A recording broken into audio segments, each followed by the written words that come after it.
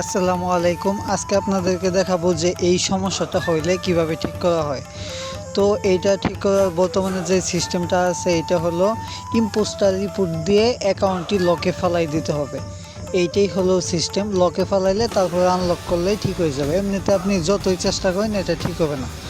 তো এইখানে আমি এই অ্যাকাউন্টটি রিপোর্ট করেছি, রিপোর্ট করে লকে ফেলাইছি।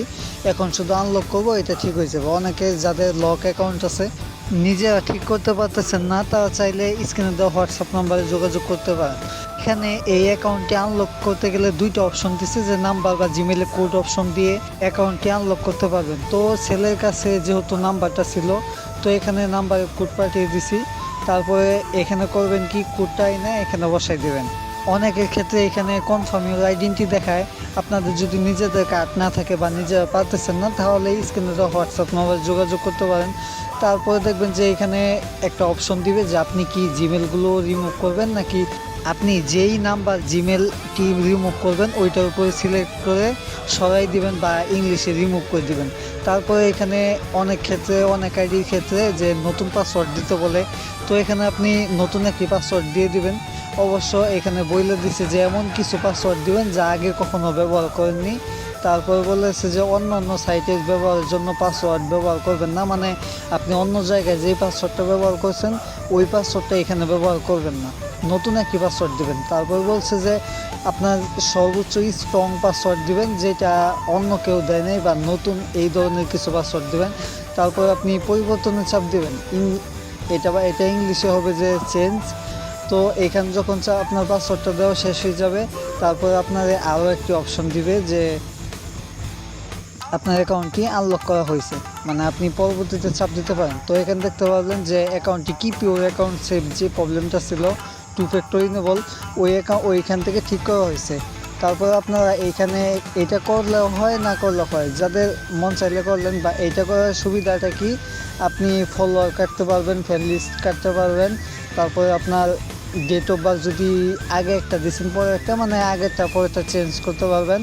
আর আপনার নাম যদি আগে কোনো নাম থাকে বা নতুন কোনো নাম থাকে, আপনি আগের নামটা বসাই দিতে পারবেন। তো এখানে দেখলেন যে এটা সম্পূর্ণ ফুল, মানে একটু লুট নেবে যে আপনার ইনফরমেশনগুলো তৈরি করতেছে।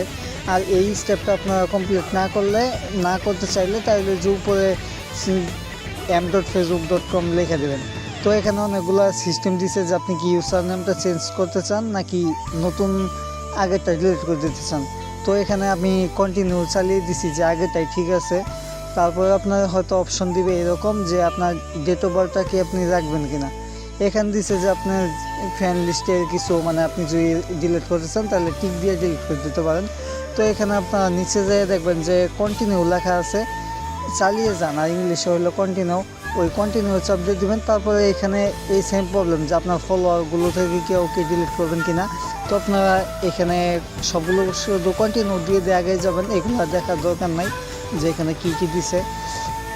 তো তারপরে যখন সব কিছু আপনার এখানে স্টেপ কমপ্লিট হয়ে যাবে, তখন আপনার অ্যাকাউন্টে ঢুকাই দেবে।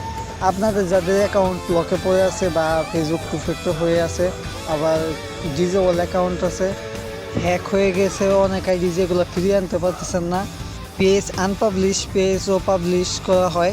তো আপনাদের ফেসবুকে বা ফেসবুক পেজে যত রকম সমস্যা আছে, আপনারা চাইলে স্ক্রিনে দেওয়া হোয়াটসঅ্যাপ নাম্বার যোগাযোগ করতে পারেন। তো এখানে যদি আপনি গো টু নিউজ ফিড, আর বাংলায় হলো টুকরো খবর যান, মানে টুকরো খবর যান। তো এখানে চাপ দিয়ে দিলে আপনাকে অ্যাকাউন্টে ঢুকাই দেবে। তো আপনারা দেখলেনই যে এই অ্যাকাউন্টও keep your account save problem, মানে টু ফ্যাক্টর ইনেবল বলতেছিল, ওইটা ঠিক করা হয়েছে। আপনাদের যাদের এরকম সমস্যা আছে, এখানে লাগবে কি, ডেট অফ বার্থ লাগবে আর অ্যাকাউন্টের নামটা সুন্দর হওয়া লাগবে। এইটা একটু নাম ঝামেলা ছিল, তারপরে ঠিক হয়েছে। তো ধন্যবাদ।